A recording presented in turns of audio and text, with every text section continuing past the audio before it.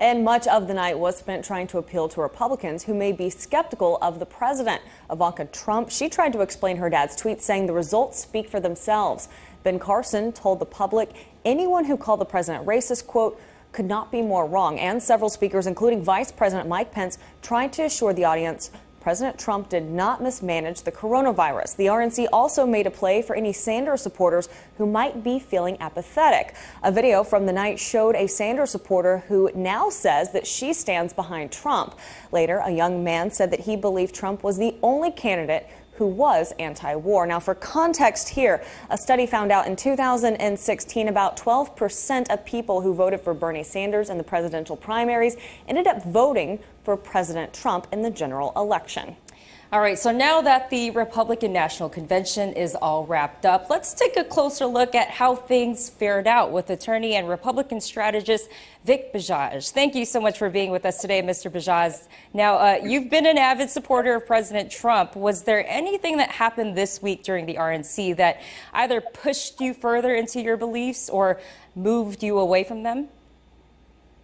Well, I think what I saw this week, along with everyone who had the opportunity to tune into the convention, was a reaffirmation and a delivering of promises that he made. You know, last night when I listened to President Trump talk about the promises that he made in the 2016 run for the presidency, and then dovetail into the results of those promises, it was really an eye-opening event for everyone that I understand had an opportunity to watch it. It's rare, it's unique to have a president or any politician, frankly. It's just refreshing to see presidents and politicians make promises and then deliver on them.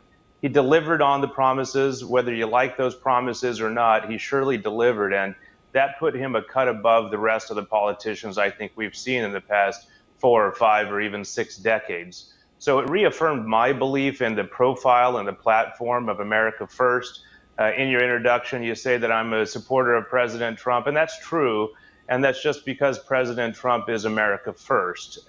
And I believe that many viewers felt the same way. So I was just pleasantly surprised to see the words and the results come out of a politician's mouth.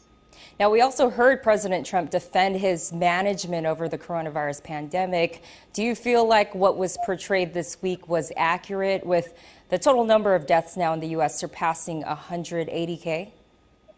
Yes, I do. And while I'm not a medical expert, nor am I an epidemiologist or knowing exactly how these viruses spread, I will tell you it's very easy, I believe, to attack the performance of an individual who's dealing with a hot potato that no one in the world has ever seen. You mentioned a particular number of deaths and an extraordinarily and exponentially higher number of infections.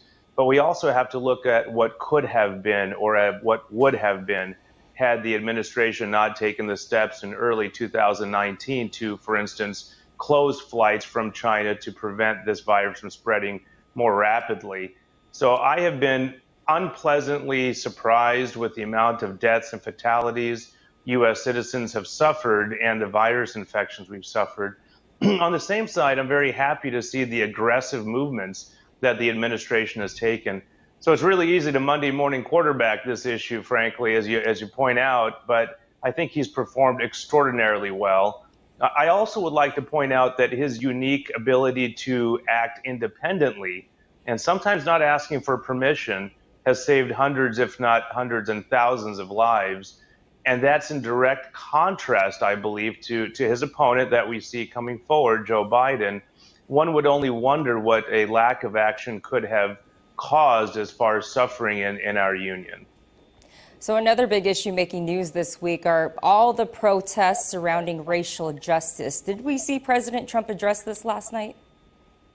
I believe he absolutely did, and he hit that head on. And it's really a choice in this upcoming election. Let's not forget that this is not a public forum where he is entitled to address all the concerns that the United States is feeling, but he surely addressed this issue. And it's important to note that the racial unrest that you called it is something that's been going on in this country for many, many decades.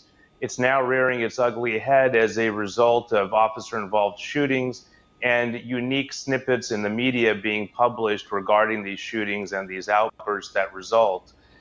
he addressed it. And again, in direct contrast to what we saw in the Democrat National Convention, where there was no mention of this violence. You know, one important thing I took away yesterday after listening to President Trump's comments is, you know, whether you're on the left or the right or in the middle or just confused about who to vote for this coming pivotal election, one thing we can all agree on is we want safety. You know, we have business owners who are liberal, business owners who are conservative, and these business owners, even here in California, in our wonderful city of San Diego, have seen their properties and their businesses vandalized and pillaged. And you can't stand for that. We want our children to be protected.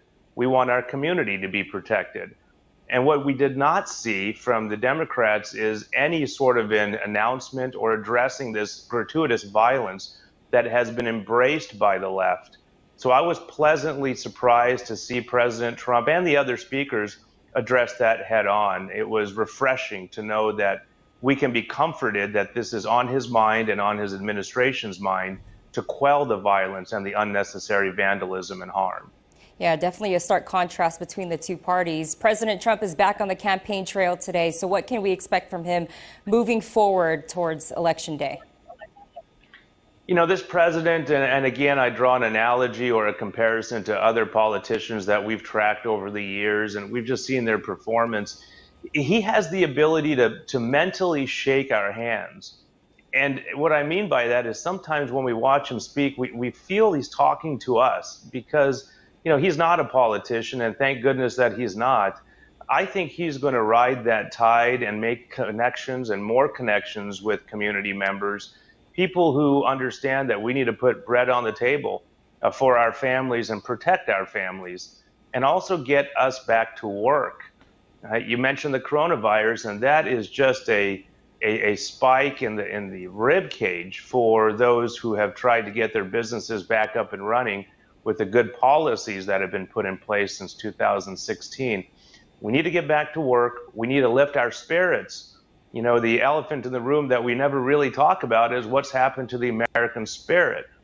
I believe Donald Trump is going to make the remaining days, the very valuable days of this rally, this continuing rally, to get our spirits lifted, to get our spirits back in a positive place so we can then lean into the turn, as they say, and get this economy back on track and feel safe and feel that he is, at the end of the day, going to put us and America first. That would be a comforting message, and I think we can look forward to him riding that message into the election.